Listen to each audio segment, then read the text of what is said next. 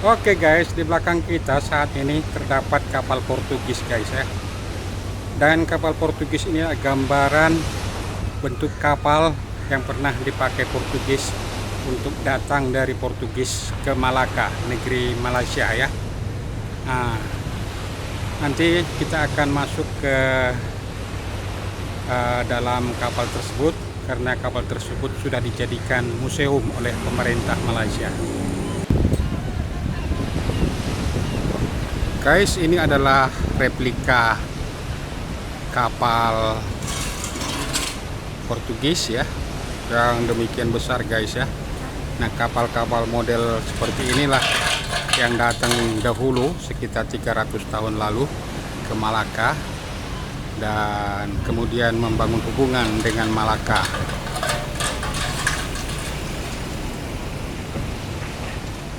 Kapal ini sangat terpelihara ya, bagus, banyak dikunjungi oleh turis-turis yang datang ke Malaka ini. Luar biasa guys, besar banget ini.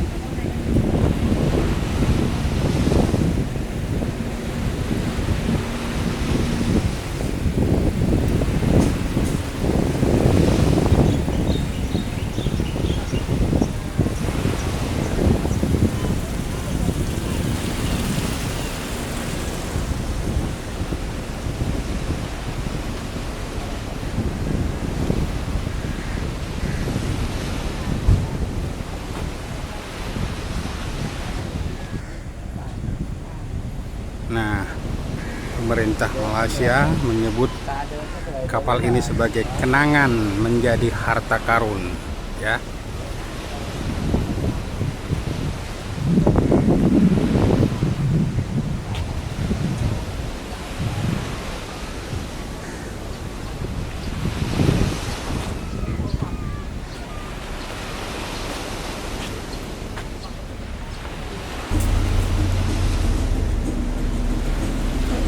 Oke guys, kita akan mengulik atau melihat secara langsung apa isi kapal ini guys ya. Kapal apa namanya? Ini sepertinya ini ada kapal yang dibangun tahun 1700 atau 1800-an gitu ya. Masih terbuat dari kayu. Oke, kita sudah dapat 2 tiket guys ya. Hai, masuk jalan sana.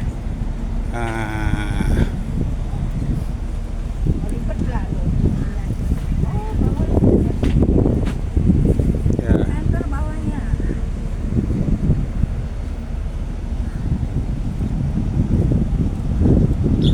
Aduh, baru enak. Tinggi banget ya kapalnya. Tiangnya ada 3 guys yang sangat tinggi-tinggi. Oke, kita jalan mah.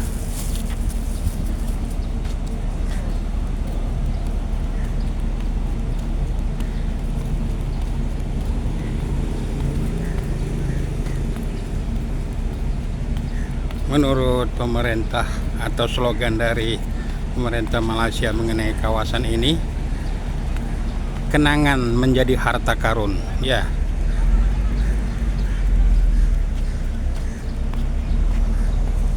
Luar biasa guys, besar banget nih kapalnya.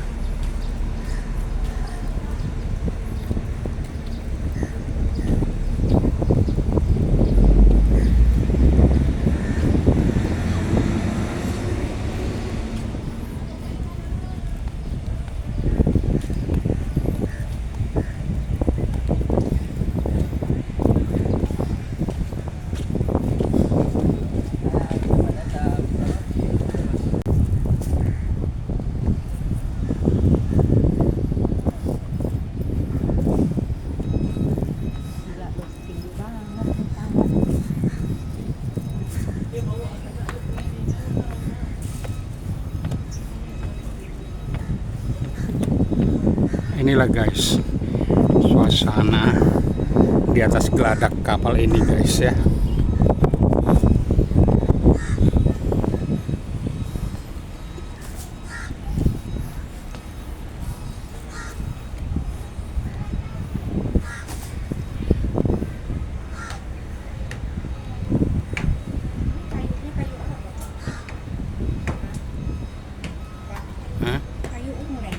Iya, Plastik. punya kayu terbaik lah ya.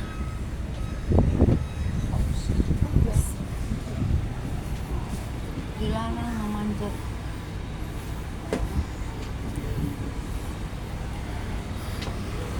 Oke guys, inilah suasana di dalam guys ya.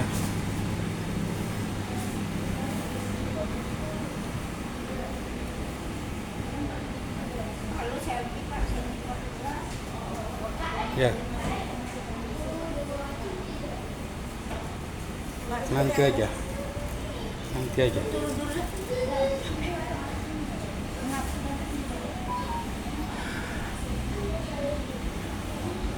Gimana? Bisa kau ceritakan wow, kapal tingginya ini? naik tangga ini.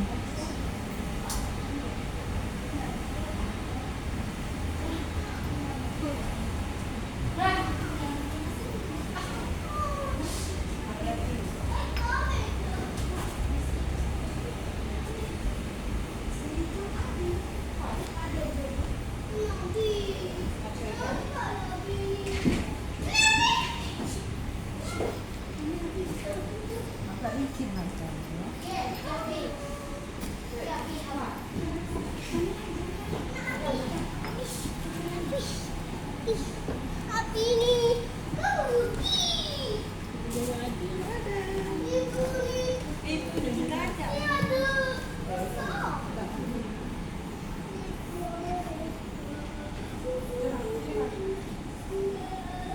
Nah, inilah di tengah-tengah kapalnya. Cukup besar geladaknya ini. Apa ini namanya? Ya. Terus di tengah-tengah kapal ini ada lagi semacam tempat untuk memajang kapal-kapal apa saja yang ada pada masanya ya. Macam-macam jenis kapal nih. Ada yang besar, ada yang sedang, ada yang kecil guys ya, seperti ini kecil ya. Ya.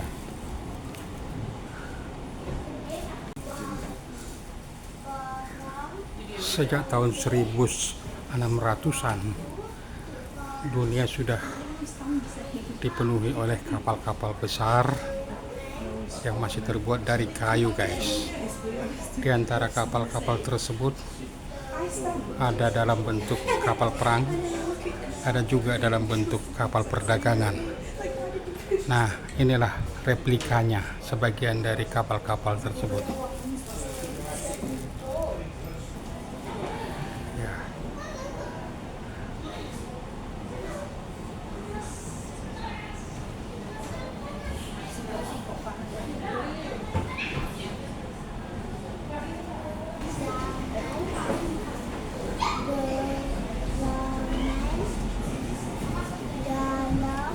Ini ada juga sejarah kegemilangan perdagangan di Melaka ya. Seperti disebutkan di sini, abad ke-15 awal abad ke-16 Masehi adalah zaman keemasan perdagangan Melaka. Ya. Pelabuhan dan kepentingan perdagangan diketahui merata di tempat termasuk di Eropa. Melaka adalah pasar terapung dengan image keantarbangsaan dari segi barang dagangan maupun para pedagang yang terlibat.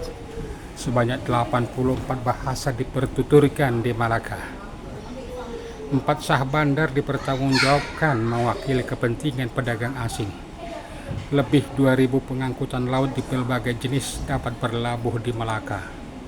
Pedagang dari Arab, Parsi, India, China, Ryukyu, Filipina, dan Siam berdagang di sini.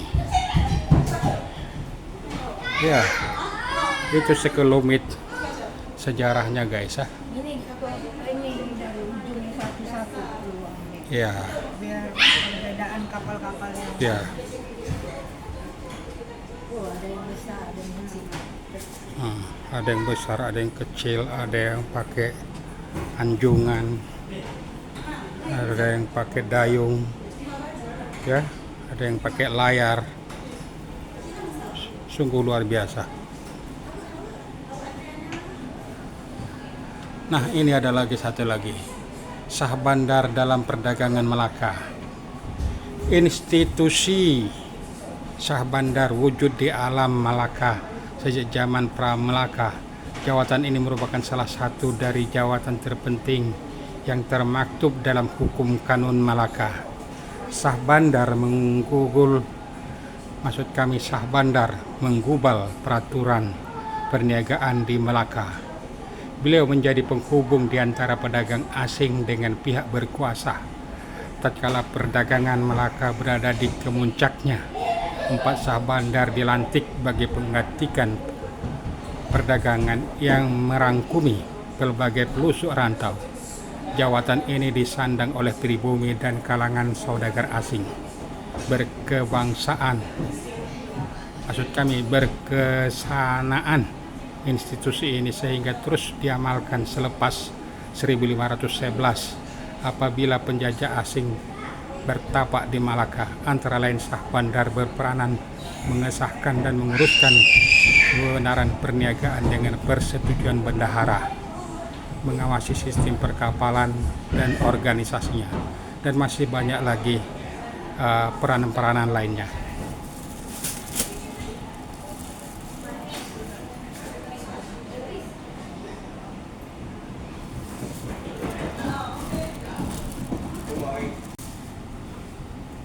Inilah bagian dasar dari kapal tersebut guys ya. Kita lihat cukup luas. Ini bisa memuat sekitar 40 orang guys ya. Dan kita lihat juga ada beberapa meriam di lantai dasar ini. Tentu saja meriam ini bisa digerakkan ke atas untuk membantu mempertahankan diri dari serangan-serangan musuh ya. Dan di sini juga ada patung seorang laksamana yang memimpin pelayaran ini. Di dasar kapal ini juga tertera beberapa sejarah dari Bandar Malaka ya.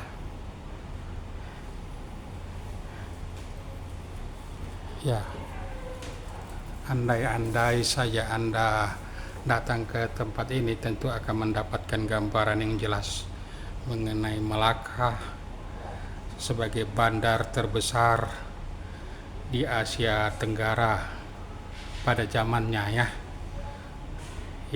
Mulai dari tahun 1498 di mana bandara ini dikenal sebagai Singapurnya sekarang lah ya. Oke.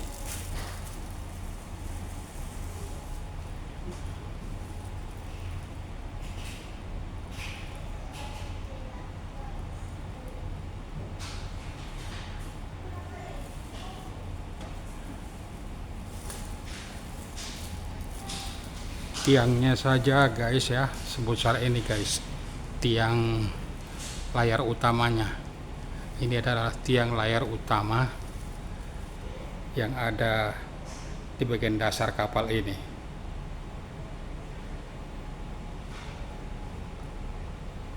Di depan, di samping tiang ini berdiri seorang prajurit ya.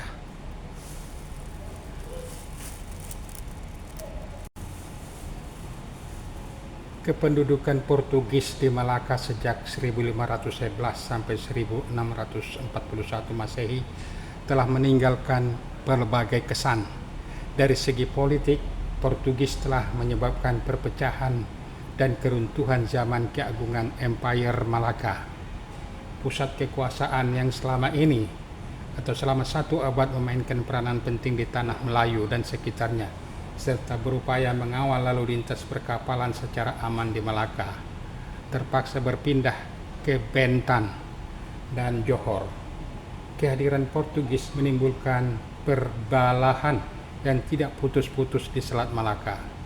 Di bidang perekonomian, dasar monopoli Portugis telah merusakkan perdagangan Malaka.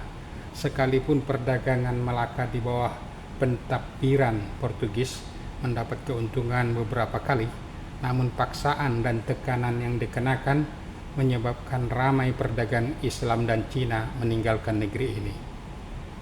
Kesultanan Aceh dan Johor turut menyaingi perdagangan Portugis. Dari segi sosial, kebudayaan Portugis telah mempengaruhi kebudayaan penduduk tempatan. Tarian joget dan makanan pedas berempah masih diamalkan oleh penduduk tempatan. Hasil perkawinan antara orang Portugis dan tempatan telah melahirkan masyarakat Kacukan yang mengamalkan agama Kristen mazhab Katolik. Beberapa perkataan Portugis termasuk bendeira, sapato, dan sebagainya diubah sesuai dan terserap dalam bahasa Melayu. Rupa bentuk bangunan di Melaka termasuk kota Formosa dan gereja dibina menurut pengaruh Eropa. Selain adanya meriam tadi ya di kapal ini, juga ada beberapa bedil atau senapan dan pistol ya.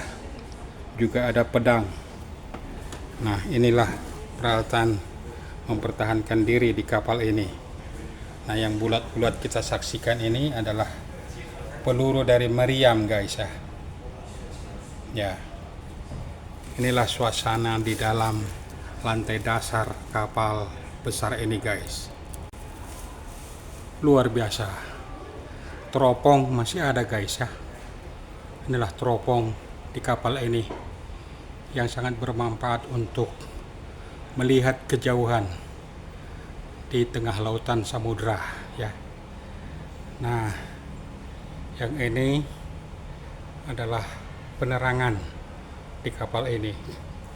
Sementara yang di bawahnya juga ada pistol ya, senjata kecil yang biasanya dimiliki atau dipegang oleh kapten kapal. Nah, ini adalah lampu sorot. Dan inilah geladak atau tempat khusus membawa barang-barang bawaan kapal, baik untuk diperdagangkan maupun untuk keperluan awak kapal dalam perjalanan kapal ini sendiri. Di kapal ini juga ternyata ada semacam penjara, dan inilah gambaran di kapal ini. Ada beberapa orang di penjara di mana kakinya diikat dengan rantai guys ya.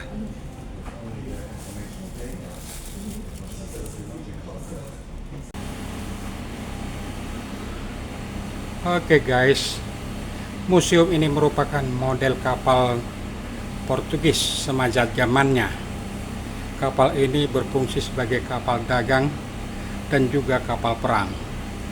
Sais dan kemampuan muatannya berbeda mengikuti keperluan semasa pada abad ke-16 dan 17 Masehi. Kapal jenis ini menggunakan layar berbentuk segitiga atau layar segi empat. Struktur binaan kapal ini diperkuat daripada konkrit yang disalut dengan dinding kayu jenis cengal dan resak. Kapal ini berukuran 110 kaki panjang dan 22 kaki lebar. Ukuran sebenarnya ialah 170 kaki panjang dan 30 kaki lebar. Bagian dalamnya kapal ini telah diubah sesuai dijadikan museum. Kerja-kerja museum ini mula dilaksanakan pada bulan Februari 1992 dan siap sepenuhnya pada bulan Oktober 1993. Museum Samudra telah diresmikan oleh YEB Perdana Menteri Malaysia Datuk Seri Dr. Mahathir Mohamad pada 13 Juni 1994. Museum ini mempamerkan sejarah kesamudraan Melaka dalam 4 era, yaitu era kegemilangan Kesultanan Melaka, era Portugis, era Belanda, dan era British, sehinggalah kemerdekaan Tanah Melayu pada tahun 1957. Inilah suasana di anjungan paling atas ya, di mana kapten kapal berada. Dan ini adalah ruangannya.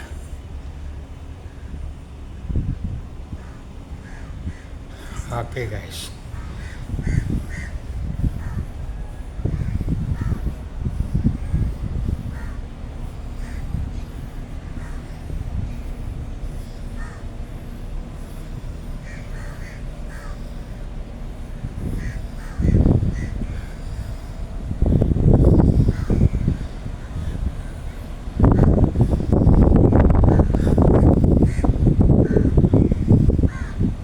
Demikian tadi sudah kita tuturkan sejarahnya atau benda-benda apa yang ada di dalam kapal Portugis ini. Jangan lupa guys untuk memberikan like, subscribe, dan memberikan komentar ya. Semoga informasi ini bermanfaat untuk Anda. Terima kasih atas perhatian Anda. Selamat siang.